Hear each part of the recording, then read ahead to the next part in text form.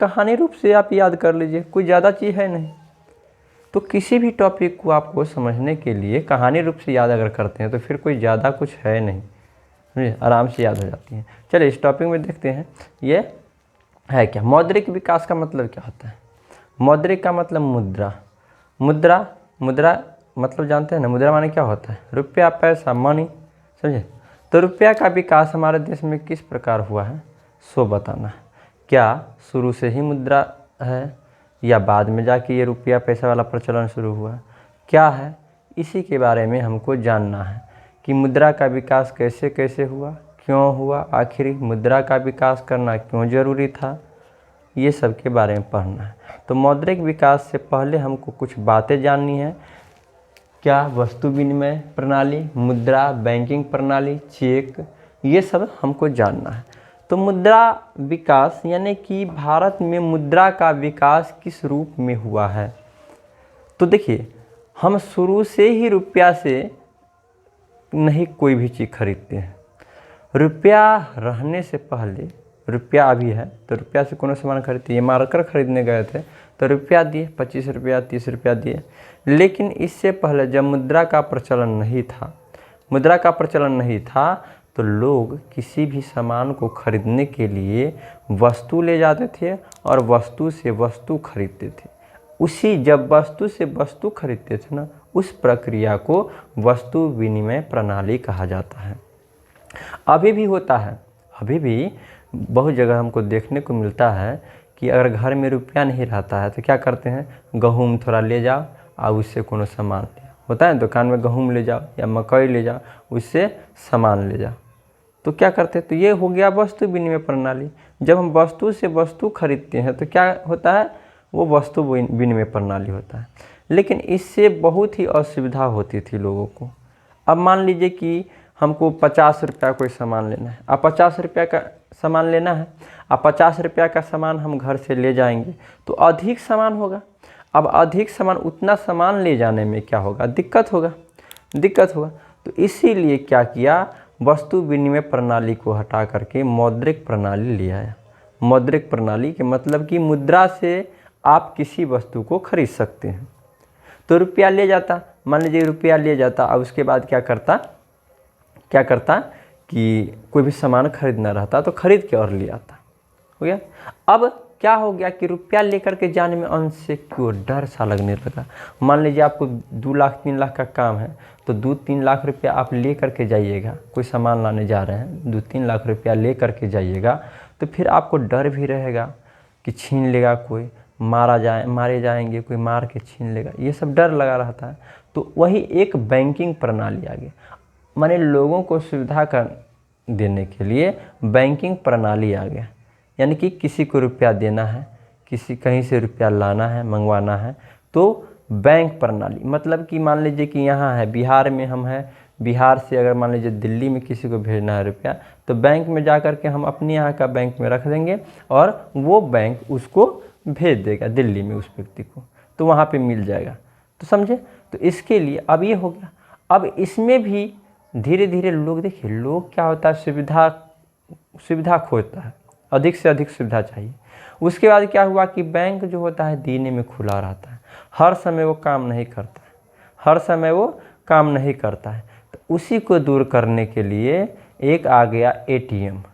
एक आया क्या, एटीएम आ गया। तो एटीएम से हम कभी भी रुपया का लेन देन कर सकते हैं, समझे।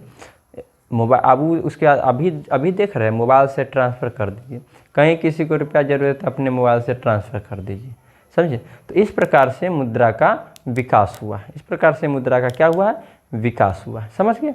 तो यही चीज़, इसको हम टॉपिक बाय टॉपिक लिखे हुए हैं। मौद्रिक विकास क्या होता है, मुद्रा का विकास। इससे पहले वस्तु विनिमय प्रणाली था। मुद्रा का जब विकास नहीं हुआ था तो क्या था, वस्तु से वस्तु का लेन देन हम करते थे, जिसको वस्तु विनिमय प्रणाली कहते थे। जिसको क्या कहते हैं, वस्तु विनिमय प्रणाली कहते हैं। वस्तु विनिमय प्रणाली, वस्तु से वस्तु का लेन देन हम यहाँ पे लिख दिए हैं। अब मुद्रा, मनी, जिसकी सहायता से, मुद्रा का परिभाषा क्या होता है, आप मनी जानते हैं, रुपया पैसा, उसका परिभाषा क्या होता है, तो जिसके सहायता से हम किसी वस्तु को चाहे सेवा को खरीद सकते हैं। सेवा का मतलब क्या होता है, जैसे LIC पॉलिसी, तो उसमें हम रुपया क्या करते हैं, उस सेवा खरीदते हैं। किसी प्रकार का सेवा हम खरीदते हैं तो उसी को क्या कहते हैं, रुपया देना पड़ता है। तो रुपया से वही मनी होता है। मनी क्या होता है, जिसकी सहायता से हम किसी वस्तु या सेवा को खरीद सकते हैं। समझ गए, बात को समझिए। बैंकिंग प्रणाली, बैंक के माध्यम से चेक द्वारा लेन देन। देखिए अभी तो क्या है, एटीएम है, एटीएम चलता है, एटीएम है। एटीएम नहीं था तो क्या करते थे, मान लीजिए कि आप बिजी है घर पे, अब आपको रुपया की ज़रूरत है या किसी को रुपया देना है, तो क्या कर, आप तो बिजी है, नहीं जा सकते हैं, तो चेक, बैंकिंग प्रणाली क्या होता है, चेक के माध्यम से लेन देन कर सकता है। चेक क्या होता है, चेक जो होता है ना, एक पन्ना टाइप से होता है। चेक तो देखे होगा, हर व्यक्ति तो चेक देखा होगा, पन्ना टाइप के होता है, पन्ना टाइप के होता है, उस पर अमाउंट भरा हुआ रहता है, उस पर अकाउंट, मान लीजिए कि मेरा चेक है, मेरे नाम से चेक है, तो मेरे जो खाता है अकाउंट नंबर लिखा रहेगा, उसके बाद मेरा नाम रहेगा, वहाँ पे मेरा सिग्नेचर करना होगा, डेट रहता है, समझे, डेट रहता है, और उसके बाद हम क्या करते हैं, रुपया मंगा सकते हैं। अब ये चेक 3 प्रकार के होता है। चेक जो होता है 3 प्रकार, देखिए अकाउंट से पैसा निकालने का साधन, चेक लिख दिया अभिलेख या पत्र, अकाउंट से पैसा निकालने का। एक होता है बैरियर चेक, ऑर्डर चेक, और एक होता है क्रॉस चेक।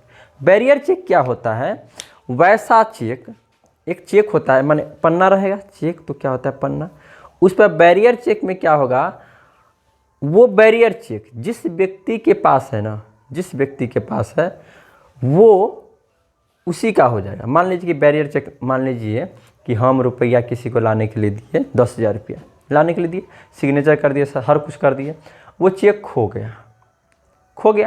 अब खो गया, लाइट कट रही भाई, 2 मिनट रुकिए भाई।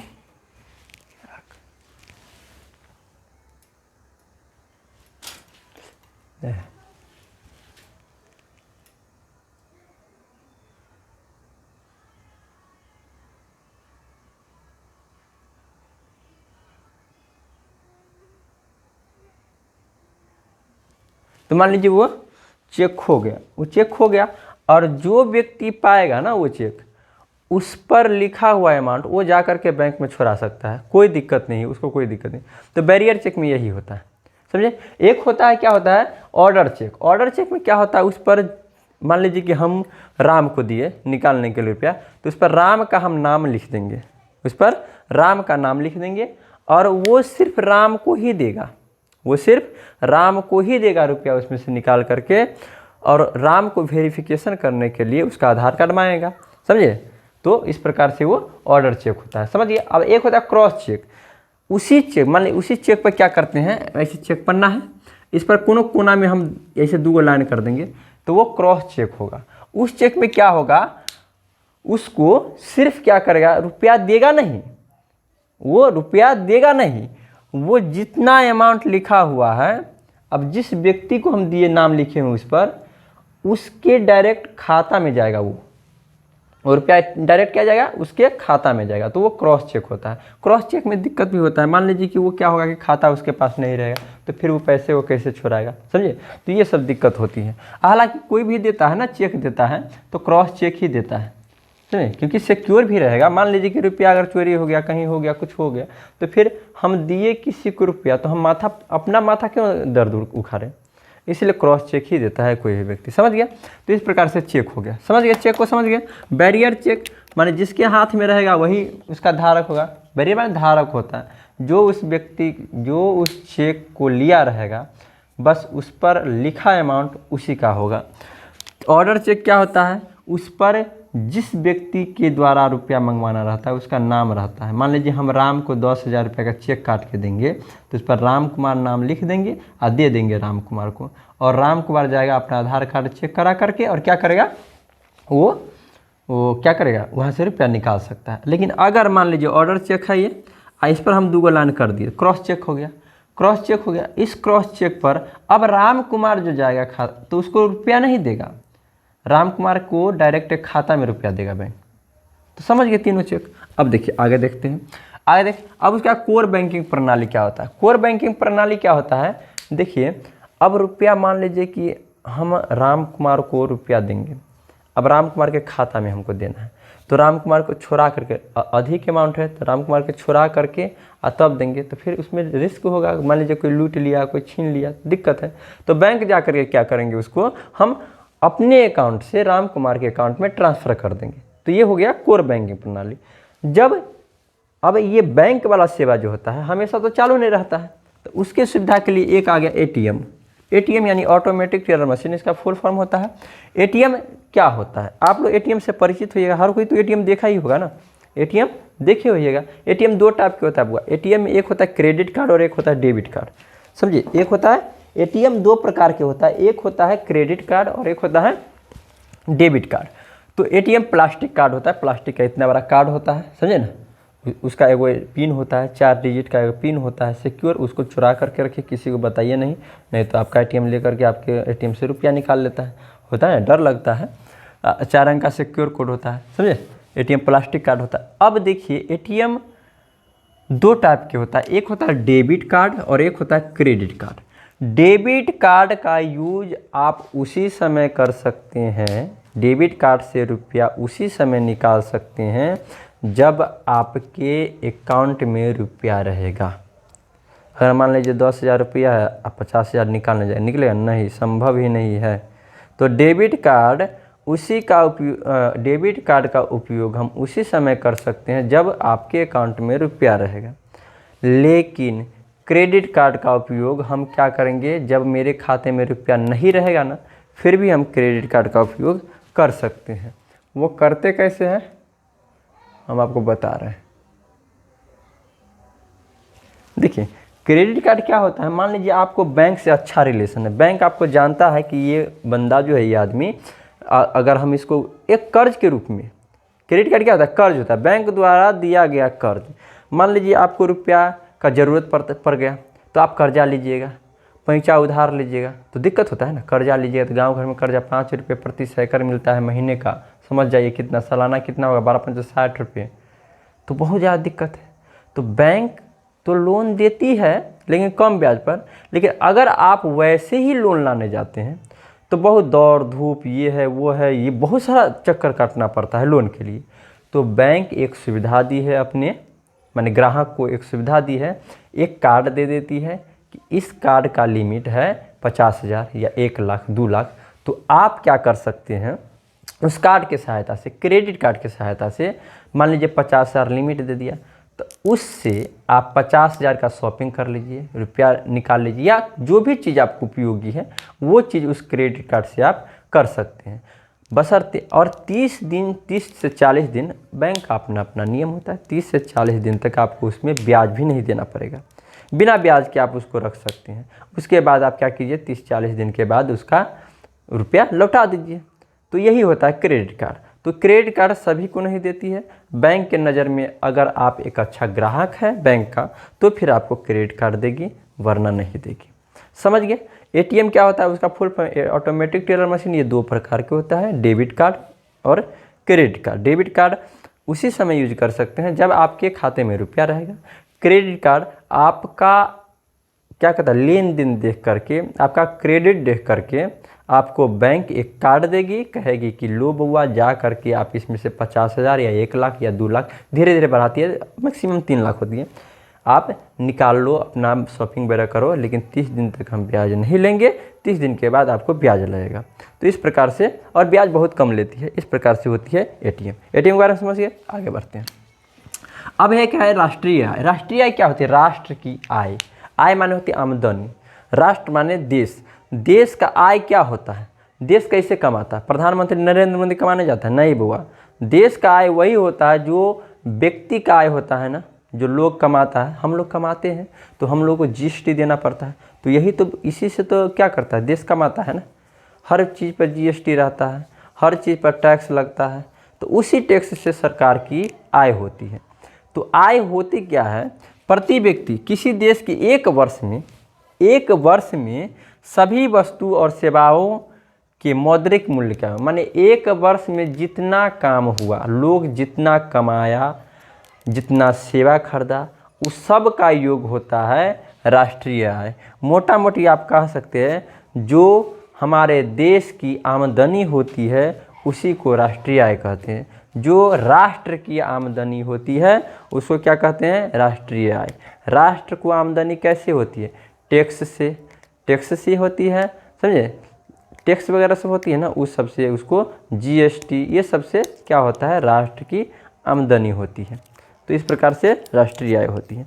अब देखिए एक होता है प्रति व्यक्ति आय, माने प्रति व्यक्ति आय क्या होता है। प्रति व्यक्ति आय का एक फॉर्मूला होता है।